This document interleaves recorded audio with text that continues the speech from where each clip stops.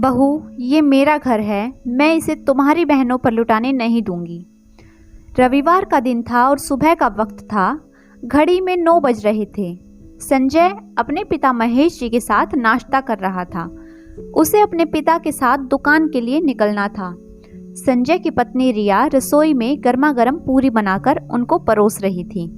वह स्कूल में टीचर का जॉब करती थी, पर शादी के बाद सासू माँ ने जॉब छुड़वा दी थी, जबकि उसकी सास उमा जी अपने कमरे में बैठकर टीवी देख रही थी।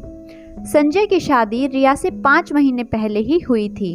जब से संजय की शादी हुई है, घर की जिम्मेदारी अपनी बहू रिया को सौंपकर उमा जी अपनी जिंदगी मस्त तरीके से जी रही हैं। अब सुबह लेट सोकर उठती हैं और अपना थोड़ा बहुत काम करके टीवी चालू करके बैठ जाती हैं। यहाँ तक कि नाश्ता और खाना भी अपने कमरे में ही करती हैं। एक बेटी है नीतू, जो कॉलेज में पढ़ती है, पर वह अभी तक सो रही है। उसकी इच्छा होती है तो कॉलेज जाती है, नहीं तो सेल्फ स्टडी के नाम पर घर पर रुक जाती है और अपने कमरे में घंटों लैपटॉप या मोबाइल के सामने बिता देती है। महेश जी और संजय नाश्ता करके रवाना हो जाते हैं और रिया प्लेट लगाकर अपनी सास उमा जी को नाश्ता देने उनके कमरे में जाती है। तभी अचानक दरवाजे की घंटी बजती है, तो रिया ने जाकर दरवाजा खोला। सामने उसके पापा और छोटी बहन गीता खड़े हुए थे, जिन्हें देखकर रिया खुश हो जाती है और उन्हें घर में अंदर आने को कहती है। उसके पापा ने अपने साथ लाए हुए कुछ फल, एक मिठाई का डिब्बा और एक साड़ी रिया को पकड़ाई। तो रिया ने कहा, पापा, यह सब लाने की क्या जरूरत थी? पापा ने उसके सिर पर हाथ रखते हुए कहा, तेरे ससुराल आया हूँ तो खाली हाथ थोड़ी ना आता। तेरी माँ होती तो पता नहीं क्या क्या करती। मुझ में जितनी समझ थी मैंने उतना कर दिया। रिया ने फल, मिठाई का डिब्बा और साड़ी लेकर हॉल में ही रख दी और उन्हें बिठाकर पानी लेने चली गई। उसके बाद में सासू माँ को बुलाने कमरे में गई। मम्मी जी, मेरे पापा और गीता आए हैं। सुबह सुबह तुमने बताया नहीं कि यह लोग आने वाले हैं? उमा जी के प्रश्न से रिया चुप हो गई। ऐसे सुबह सुबह बेटी के घर कौन जाता है, वह भी बिना फोन किए? रिया ने कहा, नहीं मम्मी जी, मुझे नहीं पता था। वो किसी ज़रूरी काम से आए होंगे, नहीं तो पापा बिना फ़ोन किए किसी के घर नहीं जाते। ठीक है, उन्हें बताओ, मैं नाश्ता खत्म करके आती हूँ। उमा जी ने अपना नाश्ता जारी रखा और रिया चुपचाप बाहर आ गई। अपने पापा से कुछ देर बात करके रिया रसोई में चाय बनाने चली गई। चाय बनाकर वो ले आई और पापा ने चाय भी पी ली थी, लेकिन उमा जी अभी तक कमरे से निकलकर नहीं आई थी। आखिर रिया के पापा ने कहा, बेटा, मैं यहाँ ज़रूरी काम से आया हूँ, किसी क्लाइंट से मिलने जाना है। अगर लेट हो गया तो क्लाइंट निकल जाएगा। मैं समधन से वापस आकर मिल लूँगा। तब तक गीता यहीं तुम्हारे पास है। दोनों बहनें जी भर के बातें करो। वैसे भी तुझसे मिलने के लिए जिद करके यहाँ आई है। ठीक है पापा, आप अपना काम निपटा लीजिए। मम्मी जी, पापा जी से आप शाम को भी मिल सकते हो, रिया ने कहा। तो उसके पापा वहां से रवाना हो गए। उनके जाने के 15 मिनट बाद उमा जी निकलकर बाहर आई तो गीता और रिया साथ बैठकर बातें कर रही थी। एक नज़र उन्होंने फल और उस साड़ी पर डाली, फिर रिया और गीता की तरफ देखा। उन्हें देखते ही दोनों खड़ी हो गई और गीता ने हाथ जोड़कर उमा जी को नमस्कार किया। अरे, तुम्हारे पापा कहाँ गए? मुझसे तो मिले ही नहीं, रिया ने बात संभालते हुए कहा। मम्मी जी, पापा कोई ज़रूरी काम करने गए हैं, आते समय आपसे मिल लेंगे। हाँ भाई, पहले के लोग तो अपने समधी समधन से मिले बगैर इधर से उधर नहीं हो सकते थे। पहले का वक्त ही कुछ और था, पर आजकल तो नया जमाना है। खैर, कोई बात नहीं, कहते कहते उमा जी वहीं सोफे पर आकर बैठ गई और गीता से बातें करने लगी। काफ़ी देर तक इधर उधर की बात करते करते वह गीता से बोली, अरे बेटा, तुम्हारा यह सूट तो बहुत अच्छा लग रहा है, कहाँ से खरीदा? गीता ने भी खुश होते हुए कहा, यह सूट मेरे जन्मदिन पर रिया दीदी और जीजा जी जब घर आए थे तब मुझे दिलाया था। आपको अच्छा लगा? सच में? मेरी दीदी और जीजा जी की पसंद तो बहुत अच्छी है, सभी को यह सूट बहुत पसंद आया। गीता की बात सुनकर उमा जी के चेहरे पर कई हाव भाव आकर चले गए। रिया वहीं बैठे बैठे उनके चेहरे के हाव भाव को नोटिस कर रही थी। पर कुछ नहीं बोली। कुछ देर बाद ननद नीतू भी उठकर आ गई। गीता को देखकर मुंह बनाते हुए कुटिल मुस्कान के साथ बोली, अरे आज इतनी सुबह सुबह कैसे? घर में कुछ काम नहीं था क्या, या फिर चाय पत्ती खत्म हो गई थी? उसकी इस बात पर उमाजी हंसने लगी और गीता ने रिया की तरफ देखा। उसे इस तरह रिया की तरफ देखता हुआ देखकर उमाजी बोली, अरे बुरा मत मानना, नीतू की तो आदत ही है मजाक करने की। उनकी बात सुनकर गीता हल्की सी मुस्कान लेकर सोफे पर बैठ गई, पर रिया को यह बात अच्छी नहीं लगी, तो उसने नीतू से कहा, हमारे घर में कौन सा भाभी बैठी है जो घर का काम कर लेगी? गीता अपनी दीदी से मिलने आई है तो घर का काम तो करके ही आई होगी। वैसे भी हर काम में निपुण है मेरी बहन, पता है सुबह 5 बजे उठ जाती है। उसकी बात सुनकर उमा जी और नीतू दोनों का मुंह बन गया और नीतू ने कहा, इससे मुझे क्या, मुझे भूख लगी है, मेरा नाश्ता लगा दो। उसकी बात सुनकर रिया रसोई में गई तो गीता भी उसके पीछे पीछे रसोई में आ गई।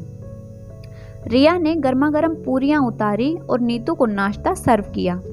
नीतू के नाश्ता करने के बाद रिया ने अपने और गीता के लिए नाश्ता बनाया और दोनों नाश्ता लेकर अपने कमरे में आ गई। जब दोनों नाश्ता कर रही थी तब उमा जी भी कमरे में आई तो रिया ने पूछा, कुछ चाहिए आपको?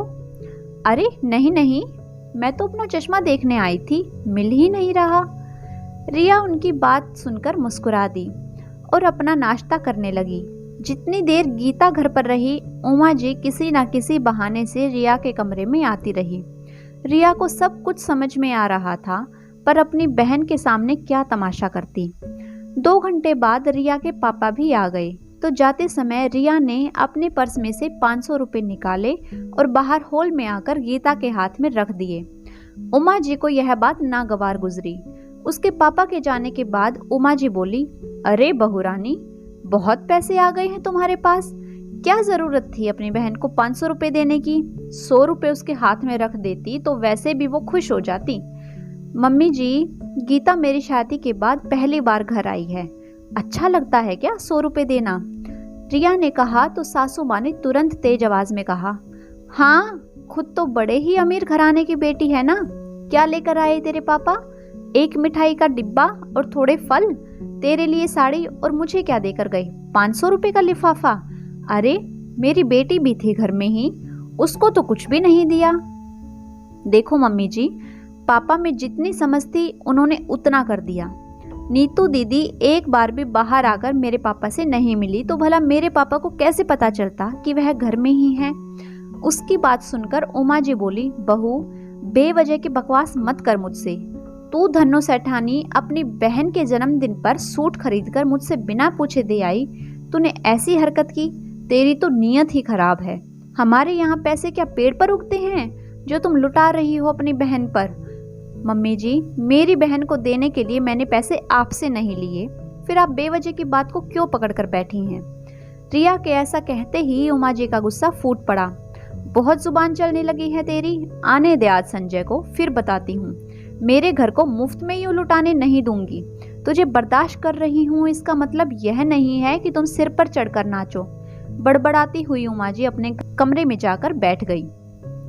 पूरे दिन उन्होंने रिया से बात तक नहीं की, यहाँ तक कि दोपहर का खाना भी नहीं खाया। उमा जी दिन भर मुंह फुलाई यूं ही बैठी रही। उन्होंने दिन में खाना भी नहीं खाया। रिया बहू थी तो उसका फर्ज था, इसलिए अपना फर्ज समझकर वह कमरे में खाना रख आई और एक बार जरूर कहा, मम्मी जी खाना खा लीजिए। लेकिन जब उमा जी ने उसकी बात सुनकर दूसरी तरफ मुंह कर लिया तो उसने भी ज़्यादा बोलना उचित नहीं समझा। इस बार रिया ने भी बार बार जाकर उनसे नहीं पूछा कि वह खाना खा रही हैं या नहीं। शाम के समय भी चाय नाश्ता बनाकर रिया उनके कमरे में लेकर गई, पर तब भी उन्होंने रिया की एक बात नहीं सुनी। रिया चाय नाश्ता वहीं उनके कमरे में रख आई और अपनी चाय लेकर चाय पीने लगी। उमा जी यह देखकर मन ही मन जलती भुनती रही, लेकिन वह नाक से ऊंची थी, इसलिए वह उसे कैसे बोलती। पर इस बार रिया उनके आगे पीछे नहीं घूमी। पूरा दिन ऐसे ही निकल गया। रात को जब संजय और महेश जी आए तो उमा जी मुंह फुलाए हॉल में आकर बैठ गई। महेश जी और संजय हाथ मुंह धोकर बाहर हॉल में ही लगे डाइनिंग टेबल पर आकर बैठ गए और रिया को आवाज लगाते हुए बोले, अरे बहू, फटाफट से खाना लगा दो, बहुत जोर से भूख लग रही है। रिया ने भी गर्मा गर्म रोटियां सेक कर खाना परोसा। अभी महेश जी ने एक निवाला मुंह में ही लिया था कि उमा जी अपने घड़ियाली आंसू बहाते हुए जोर से बोली, किसी को मेरी परवाह ही नहीं है, सबको सिर्फ अपनी भूख मिटाने से मतलब है। अभी मेरी कदर नहीं है तो भला आगे की तो क्या उम्मीद करूं। मैंने सुबह से सिर्फ नाश्ता ही किया है, मेरी भूख किसी को नहीं दिखती। अरे बहू तो फिर भी दूसरे घर से आई है, इस घर के सदस्यों के लिए मैंने पूरी तरह जवानी स्वाहा कर दी, उन्हें ही मेरी परवाह नहीं। महेश जी का हाथ खाना खाते खाते रुक गया। वहीं संजय इशारे से रिया से पूछने लगा कि आखिर क्या बात है। रिया ने भी इशारे से बोल दिया कि इन्हीं से पूछ लीजिए।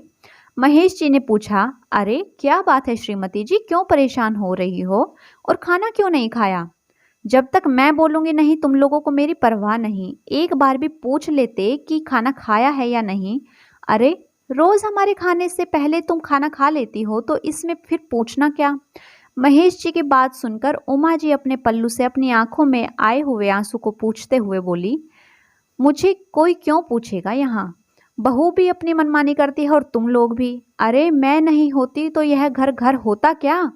उमा जी ने रोते रोते फिर वही सारी बातें दोहरा दी कि कैसे रिया ने उनसे बिना पूछे अपनी बहन गीता को 500 रुपये दिए, यहाँ तक कि उसके जन्मदिन पर संजय और रिया उसे नया सूट भी खरीद कर देकर आए हैं। तब महेश जी बोले, तो क्या हो गया श्रीमती जी, आखिर वह भी तो बेटी ही है, उसे खाली हाथ थोड़ी ना भेज दे।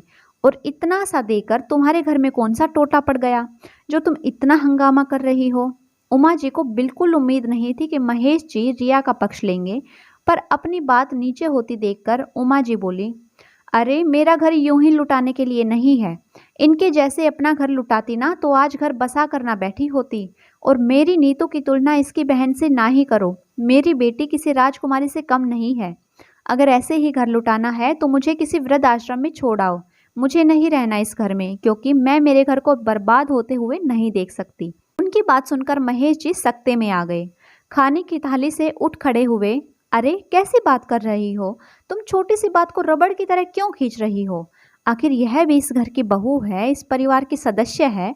उमा गुस्से से बोली, फिर यह हरकत क्यों? मुझे नहीं पता, पर मेरे घर में इसकी मनमानी नहीं चलेगी। यह मेरा घर है, इसका नहीं। यह मायके से नहीं लाई थी इस घर को। मेरा घर इसकी बहन बेटियों को लुटाने के लिए नहीं है। कह दिया सो कह दिया, कहकर उमा जी अपने कमरे में चली गई। महेश जी ने अपने सिर पर हाथ रख लिया। संजय को तो कुछ समझ ही नहीं आ रहा था कि आखिर कहे क्या। इतनी छोटी सी बात को उमा जी पकड़ लेंगी, उसे इसकी उम्मीद बिल्कुल नहीं थी। रिया ने महेश जी को परेशान होता देखकर कहा, पापा जी आप परेशान ना होइए, आप मम्मी जी को खाना खाने के लिए कहिए, आगे से सोच समझ कर ही मैं कदम उठाऊंगी। पर बहू यह तो सरासर मनमानी है, जबरदस्ती किसी को बांधकर तो नहीं रखा जा सकता। पापा जी आपको मुझ पर भरोसा है ना, बस यही काफ़ी है। और रही बात मम्मी जी को समझाने की, तो अब मुझे इतना तो समझ में आ गया है कि उन्हें यह बात कैसे समझाई जाए। मैं यह बात उन्हें ज़रूर समझाऊंगी, वह भी बड़े प्यार से। महेश जी बोले, बहू तुम्हारे मन में आखिर चल क्या रहा है? इस तूफान को तुम कैसे झेल पाओगी? पापा जी यकीन मानिए मैं सब कर लूँगी, अभी फ़िलहाल तो आप मम्मी जी को संभालिए। महेश जी तो उमा जी के पास कमरे में चले गए। उमा जी को खाना खिलाने के बाद रिया ने अपनी सासू माँ से माफ़ी मांगी और कहा, मम्मी जी आप जैसा कहेंगी वैसा ही होगा, घर में कलह से अच्छा तो है कि एक इंसान का झुक जाना। कुछ दिन बाद उमा जी की भतीजी का आना हुआ। अब रिया ने उनको विदाई में 50 रुपये दिए और अपनी सासू माँ को भी कहा, मम्मी जी लो, खुले नहीं होंगे आपके पास, 50 रुपये आप भी दे देना। उमा जी रिया की तरफ घूर रही थी लेकिन कुछ बोल ना सकी। एक हाथ में उमा जी के 500 का नोट था तो एक में 50 का, और रिया की नज़रें उमा जी की ओर ही गड़ी हुई थी। उमा जी ने अब अपनी भतीजी को 500 का नोट दिया। रिया तुरंत मुस्कुराते हुए बोली, मम्मी जी यह वाला नोट नहीं, यह 50 रुपये वाला नोट देना था।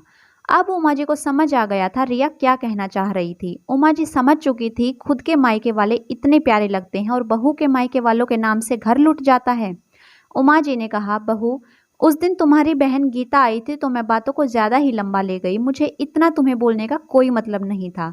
गीता कौन सा रोज़ रोज़ आने वाली है यहाँ, रिया तो चुपचाप सासू माँ की बातें सुनकर मुस्कुरा रही थी और उमा जी अपनी बातों पर बहुत शर्मिंदा थी। अगर आपको आज की कहानी पसंद आई है तो वीडियो को लाइक कीजिए, शेयर कीजिए। साथ ही ऐसी ही मज़ेदार कहानी सुनने के लिए और चैनल पर जुड़े रहने के लिए चैनल को जल्दी से सब्सक्राइब कर लें। Thanks for watching.